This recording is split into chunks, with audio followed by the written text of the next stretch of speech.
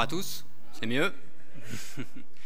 Donc je m'appelle Julien Roire et ici c'est mon collègue Cédric Valentini. Donc on va vous faire une petite session où on va vous présenter 15 trucs et astuces qu'on utilise pour développer en FileMaker. Ça va être assez rapide et on est assez stressé, donc on va essayer de faire ça bien. Alors tout d'abord on se présente un petit peu. Moi je suis développeur FileMaker chez la Source Multimédia. Oula, ça va? Je suis développeur FileMaker chez la Source Multimédia depuis 2010 et Cédric depuis 2011. On est tous les deux certifiés. Donc on passe direct à la démo. Ça va être ultra rapide. Vas-y Cédric.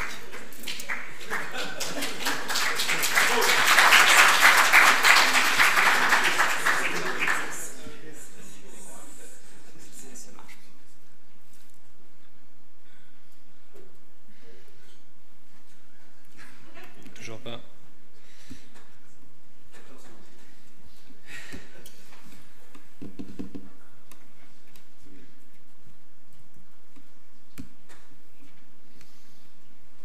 Vous voyez bien?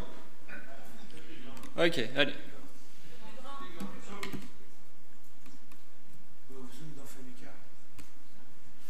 Ouais, c'est comme ça. Ok, donc première astuce, donc, on va considérer ce petit schéma. Donc on a une table des entités qui va gérer des sociétés clients qui seront elles-mêmes rattachées à des employés. Alors si on le modélise sous FileMaker, ça va nous donner donc, ce modèle-là avec la table principale qui va être les entités. Puis ensuite on va avoir une table externe des sociétés clientes et en dessous je vais avoir la table externe des employés. Si je clique sur le bouton qui est juste là, je vais donc afficher les employés de mes sociétés. Le lien, c'est celui-ci. Je clique sur les sociétés clientes. Je place l'identifiant dans une globale. Et si le lien se vérifie avec ma table des employés, j'aurai le résultat qu'on voit juste en dessous dans la table des employés. Mettons que maintenant, je veuille m'affranchir de cette table externe. Parce qu'à certains moments, je pourrais certainement ne pas en avoir besoin. Parce que je n'aurai pas d'employé à voir. Je voudrais la déplacer par exemple dans un popover. Celui-ci. Est-ce que ça va marcher? Qui dit non? Ouais, c'est bien Vincent. Effectivement, ça ne fonctionne pas. On ne peut pas mettre de table externe dans un popover qui est dans une table externe. Donc la solution que je vous propose, c'est celle-ci. On retrouve toujours la table des entités avec ma société externe. Et ce que je fais, c'est qu'au lieu de laisser le popover dans la table externe, je la déplace juste au-dessus. Résultat, je peux quand même consulter mes employés. Voilà. Je fais un petit récapitulatif de la société sur laquelle je viens de cliquer. Et du coup, j'obtiens quelque chose d'assez lisible, assez fluide et d'assez esthétique. Voilà pour la première astuce.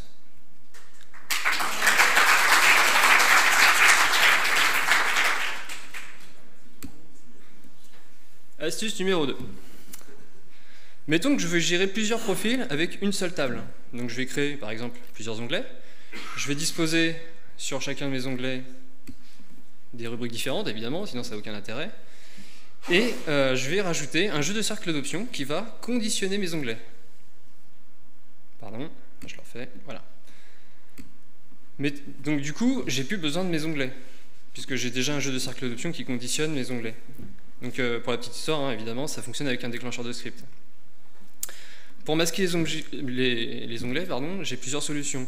C'est soit je masque avec un objet par-dessus, bon, un peu pas super. Je pourrais les réduire, les rendre transparents, gérer ça avec des déclencheurs de script sur les onglets, enfin ça serait super compliqué. Il y a une solution beaucoup plus simple pour gérer ça. C'est de les supprimer de l'écran. Comme ça, il n'y a plus aucun problème. Alors vous me direz, mais comment ça fonctionne? Où est-ce qu'ils sont ces onglets? Parce que là, je peux toujours aller sur mes profils. Tout simplement, je les ai déplacés en dehors du modèle. Ce qui fait que du coup, le développeur, il peut toujours gérer ses onglets sans aucun problème. Et puis, l'utilisateur, lui, pour lui, c'est totalement transparent, quoi.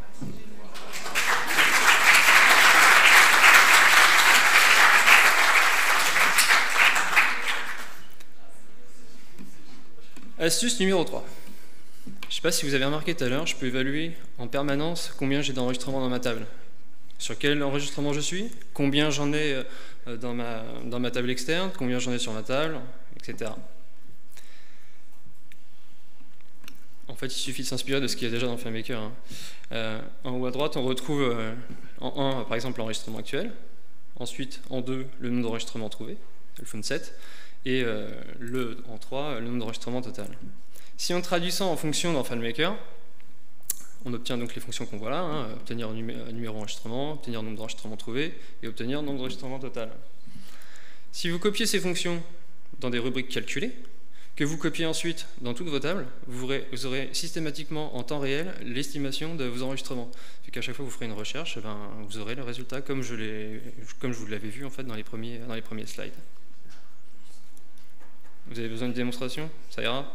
Ce sera dans le fichier de toute façon. Et je laisse la main. Bon, alors par défaut, dans une table externe, on peut uniquement trier les enregistrements sur les rubriques de la table à laquelle on lie la table externe. Donc sur ce modèle, vous voyez sur la partie gauche, j'ai une table externe qui représente toutes les villes de France. Donc ces villes, elles sont aussi liées à des départements qui font partie d'une autre table. Et sur la table de droite, j'ai la même chose, mais j'aimerais par exemple trier la table de droite sur le département et non pas sur le nom de la ville. Donc c'est quand même possible, même si quand je vais dans la définition du tri, je vois très bien que mon nom de département n'appartient pas à la table. En fait, il suffit tout simplement de changer l'occurrence de la table, aller chercher la rubrique qui m'intéresse, donc en l'occurrence mon nom de département, je modifie le tri, je valide les enregistrements. Alors par contre, le gros défaut, c'est que si j'ai beaucoup d'enregistrements liés, ça peut être assez lent. Et il ne faut pas faire comme j'ai fait, penser à remettre l'occurrence de départ. Donc là, on va voir que ça met un petit peu de temps à trier du coup. Donc ça reste possible, mais à utiliser avec parcimonie dans le cas où vous avez beaucoup d'enregistrements liés. Ensuite, c'est Vincent qui vous a parlé des filtres multiples hier. Quand on ne connaît pas vraiment la logique booléenne, ça peut être assez complexe à mettre en place. Là, sur cette table, j'ai toujours mes villes de France avec un filtre par nom. Donc, si je filtre par Paris, il y a ça. Ensuite, j'ai un filtre par code postal. Donc, si je mets 75, voilà, j'obtiens bien mon résultat à la fin. C'est assez rapide pour 36 000 enregistrements. Et pour le mettre en place, j'ai séparé en plusieurs parties chaque filtre. Et en fait, si je veux en rajouter, c'est tout bête. J'utilise simplement cette fonction.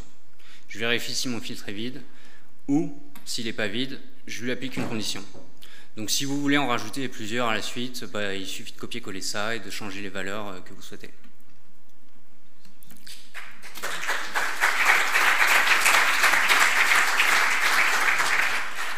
Dans FileMaker, en général, quand on veut faire des listes conditionnelles, il faut toujours recréer un contexte. Je veux dire, on est obligé de faire autant de listes conditionnelles qu'on a de contexte quand on veut les réutiliser sur différents modèles qui ne font pas partie du même contexte. En fait, il y a un moyen plutôt simple de créer des listes conditionnelles sans pour autant recréer des occurrences de table pour recréer la liste. Là, par exemple, sur cette table, j'ai des contacts. Ils sont typés prospect, client ou fournisseur. Donc, j'ai mes listes qui vont avec. Et en fait, pour obtenir ce résultat, j'ai juste créé une rubrique calcul qui vérifie une condition et qui applique en résultat la rubrique que je souhaite. En l'occurrence, c'était le nom et le prénom du contact. Donc je fais autant de rubriques calculées que j'ai besoin de listes. Donc là, j'en ai fait 3. Et après, quand je fais ma liste de valeurs, j'inclus tous les enregistrements et je base la liste sur le résultat de ce calcul. Du coup, ma liste, je peux l'utiliser n'importe où, dans n'importe quel modèle, n'importe quel contexte. Elle aura toujours la même valeur et elle représentera ce que je souhaite.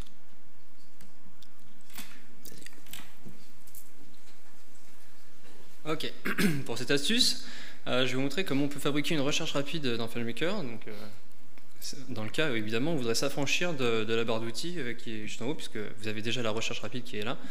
Pour des raisons de sécurité, on ne veut pas l'utiliser ou parce que vous gérez votre navigation directement sur l'interface de FileMaker. Alors c'est tout simple pour créer ça. Il faut tout simplement une rubrique globale, donc, que je vois ici. Cette rubrique globale de type texte, vous la copiez dans toutes vos tables. Pas trop compliqué. Et ensuite, je vais utiliser un script générique qui va fonctionner avec un déclencheur de script donc sur frappe clavier objet et qui sera affecté à ma recherche rapide qui est juste ici. Alors que dit le script? Hop. Tout simplement, il dit qu'au moment où le déclencheur va s'activer, on va vérifier si j'ai appuyé sur la touche Entrée ou la touche Return. Ce qui fait qu'à partir de là, si c'est le cas, je vais exécuter l'action de script et exécuter une recherche rapide. Je fais une évaluation du nom de la table par rapport à mon modèle. Je récupère le nom de la rubrique globale et c'est terminé. Là, la recherche se fait sans problème. On gère évidemment les erreurs si jamais on ne trouvait pas de résultat suite à la recherche.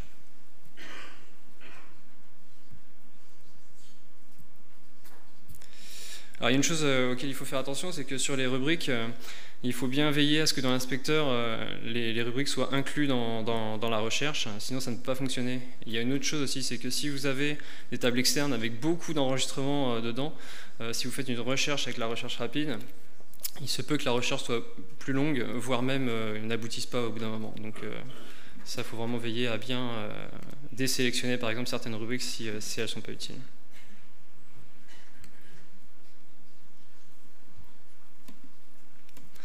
Dans certains développements, on voit des rubriques calculées pour concaténer des rubriques de ce style-là. C'est assez lourd, c'est assez compliqué, et surtout, parfois, quand on supprime une valeur, par exemple là je retirerai mon prénom, ça va me gérer deux espaces. Là je vous ai montré avec des underscores. Il y a une manière beaucoup plus simple en fait d'utiliser de faire des concaténations, c'est d'utiliser la fonction list. Parce que la fonction list, qu'est-ce qu'elle fait? Elle va juste regarder si dans ma rubrique civilité j'ai une valeur, mon prénom, etc.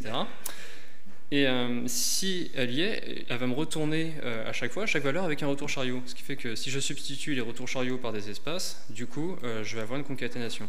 Si j'ai pas de valeur dans une des rubriques, comme c'est le cas ici, bah, j'ai pas de retour chariot, donc j'ai pas d'espace. Donc du coup, j'ai une concaténation qui est simple et efficace. Le calcul est beaucoup plus simple. Hein.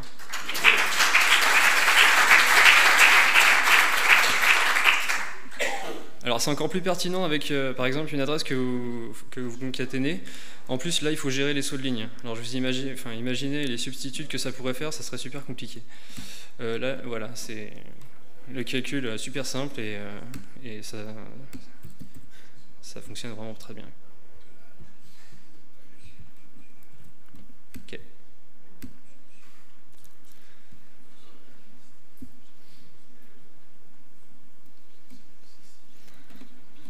Super l'animation. En FileMaker, on peut cacher maintenant plein d'objets, vous savez, avec la nouvelle fonction masquer objet quand, FileMaker 13. C'est très pratique, on peut maintenant prendre chaque objet, lui dire, bah voilà, tu te masques quand, par exemple, ma case à cocher est remplie ou pas. C'est très pratique. Sauf que quand on a plusieurs objets affichés à l'écran, on voudrait pouvoir les masquer d'un seul coup sans devoir affecter une condition à chaque objet. Ce qui peut être long et fastidieux. Enfin là j'en ai 4, ça va, 4 groupes, mais imaginez, je sais pas, 60 rubriques à cacher, ça serait compliqué. Donc il y a une solution simple pour tout masquer d'un coup, c'est tout simplement de mettre tous vos objets dans un panneau à volets avec un seul volet, et puis vous donnez la condition juste à ce panneau à volets. Ce qui fait que du coup, si tous les objets sont dans ce panneau à volets, et que vous masquez ce panneau à volets, forcément tous les objets disparaissent. Là je vous le montre rapidement, il est là. Hop, et voilà. Et tous mes objets sont dedans, donc je peux cacher tous les objets d'un coup. Alors je continue sur l'astuce de Cédric. Parfois il peut être utile d'afficher des objets uniquement en mode modèle, comme c'est le cas ici. Bon. En fait c'est vraiment tout simple, il suffit de rentrer un 1 dans masquer objet quand.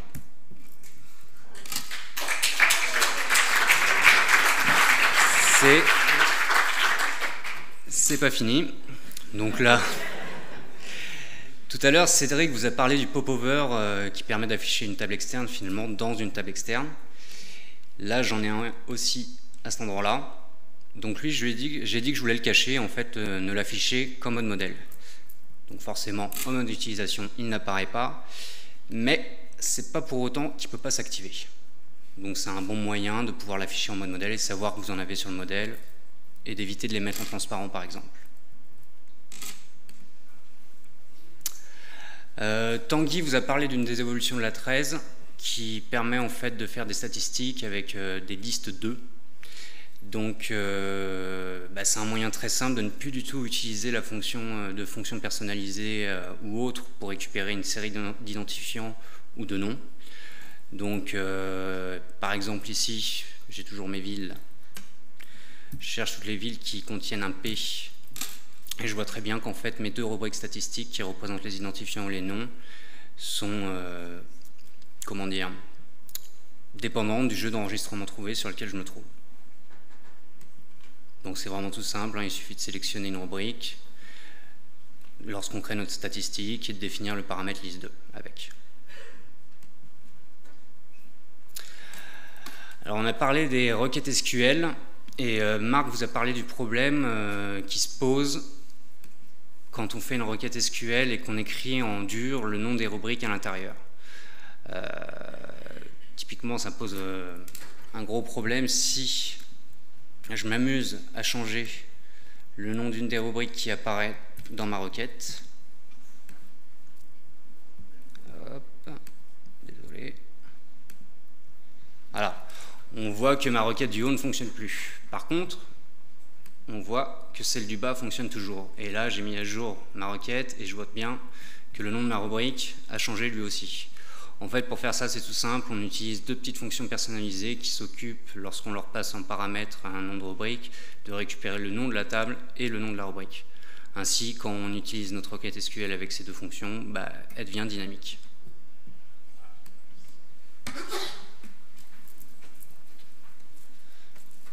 Dans FileMaker, parfois on arrive dans des situations où on est comme ça. Vous savez, on essaie de sélectionner un objet et puis on n'y arrive pas, parce qu'il faut cliquer vraiment sur le filet. C'est très handicapant. Quand il y a la couleur, il n'y a pas de souci. Alors moi, ce que je fais maintenant, c'est que je remplis mes objets d'une couleur, puis je les rends opaques. Je mets l'opacité à 0 justement. Ce qui fait que du coup, je peux déplacer mes objets tout simplement.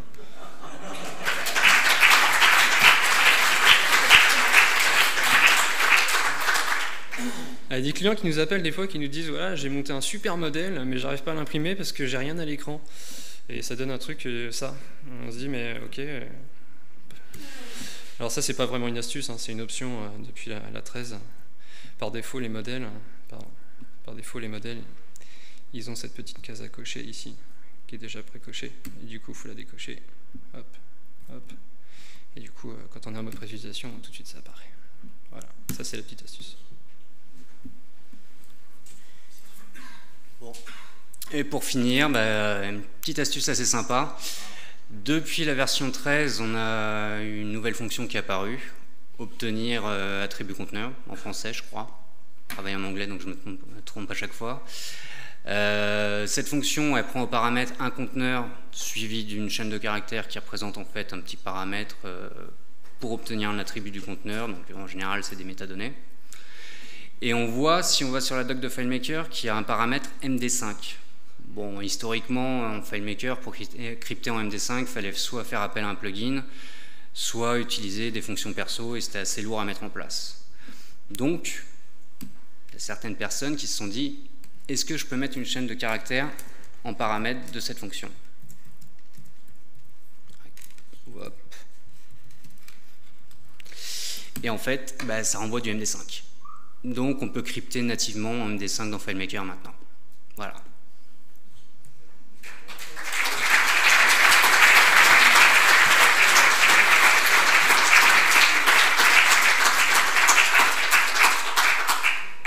Donc voilà, je ne sais pas le temps qu'on a pris, si ça a été rapide ou pas. Donc c'était 15 petites astuces, il en reste encore plein à découvrir j'imagine. Elles étaient natives, on n'a pas eu besoin de détourner les fonctions de FileMaker pour y arriver. Au niveau de nos ressources, on s'inspire beaucoup du blog FM, de Matt Petrowski qui est très bon dans le genre de choses, de nos deux mentors, Monsieur Gillet et Monsieur Julot, et... Ah ouais. Et de vous-même, parce que c'est en bidouillant que vous arriverez à trouver ce genre de choses. C'est ce qu'on fait aussi tous les jours. Voilà.